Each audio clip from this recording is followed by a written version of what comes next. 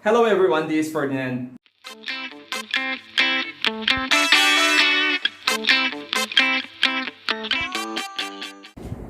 Hello friends, kamusta kayong lahat?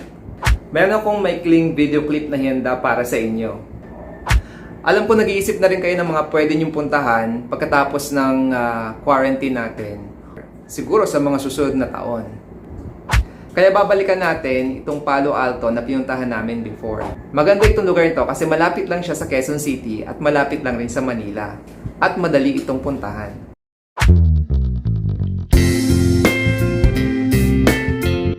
Guys, I hope ma-enjoy nyo yung mga photos na ilagay ko dito sa video clip na to. At ilalagay ko na rin yung mga iba pang details kung paano pumunta doon sa Palo Alto Waterfalls. At yung mga necessary informations like yung entrance fee at yung mga iba pang dapat ninyong dalhin kung kayo ay pupunta dito. Sana makatulong tong video na ginawa ko sa inyo. Panoorin nyo hanggang dulo para makita nyo yung mga ibang details na dapat nyo malaman bago kayo pumunta doon. Enjoy it!